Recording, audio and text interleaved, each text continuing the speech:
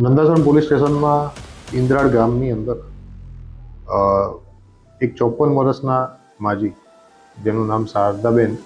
ઠાકોરના હતા, જેઓ સાંજે ઘાસચારો લેવા માટે સીમ વિસ્તારમાં ગયેલા અને પરત નથી આવેલા, એવો 20 તારીખનો બનાવ હતો. 20 તારીખે પરિવાર દ્વારા શોધખોળ કરી અને ત્યારબાદ 21 તારીખે નંદાસણ પોલીસ સ્ટેશનને જાણ કરતા નંદાસણ પીઆઈ શ્રી ધરૂપ નાઓએ બનાવની ગંભીરતાને તાત્કાલિક ધ્યાને લઈ વિસ્તારની અંદર શોધખોળ ચાલુ કરી, જેના માટે સીસીટીવીથી લઈ અને સ્થાનિક બાતમીદારોનો ઉપયોગ કરી અને શોધખોળ ચાલુ કરેલી હતી. એ દરમિયાન જે પરા વિસ્તાર છે એની એક સીમ વિસ્તારની અંદર બોરડીના અને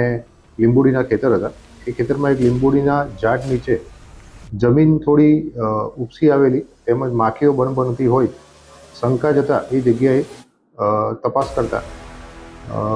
કોઈ સ્ત્રીની લાશ દાટેલી હોય એવું પ્રાથમિક દ્રષ્ટિ જણાઈ આવતા તાત્કાલિક મામલતદારશ્રીને સંપર્ક કરી FSL તેમજ ડૉક્ટરને સાથે રાખી અને એ જગ્યાએ ખોદકામ કરતા એક લાશ મળેલી, જે પણ સ્ત્રીની હોય. ત્યારબાદ શારદાબેન ઠાકોર કે જેઓ ગુમ થયેલા હોય એના પરિવારજનોને બોલાવીને જોતા આ શારદાબેનની લાશ હોય એ રીતે ઓળખી આવે. ત્યારબાદ એનું ફોરેન્સિક PM કરાવાયેલું અને PM દરમિયાન એવું અકુદરતી રીતે મૃત્યુ એમનું નિપજેલું હતું. તો તાત્કાલિક બનાવની ગંભીરતાને ધ્યાને રાખી મહેરબાન IG સાહેબ, યાદવ સાહેબ તેમજ SP સાહેબ દ્વારા LCB તેમજ સ્થાનિક ડિસ્ટાફ સર્વેલન્સની ટીમો અને અમને સ્થળ ઉપર મોકલી અને ઝડપથી આ ગુનો ઉકેલાય એના માટે સૂચના કરેલી હતી, જેની અંદર ફરિયાદ નોંધી અને ફરિયાદની અંદર આ માજીના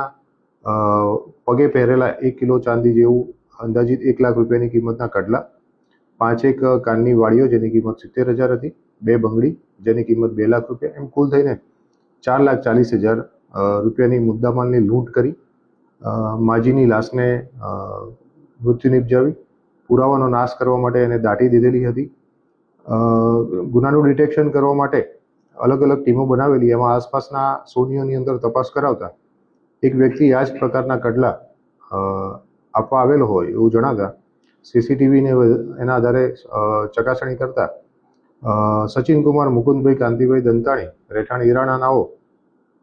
આ કડલા વેચવા ગયેલા. એની યુક્તિ પ્રયુક્તિથી પોલીસ સ્ટેશને લાવીને પૂછપરછ કરતા જેમને ગુનાની કબૂલાત આપેલ અને એ કબૂલાતના આધારે જ કડલા તેમજ બાકીના સોનાના દાગીનાની રિકવરી કરવામાં આવી તેમજ હત્યા માટે ઉપયોગમાં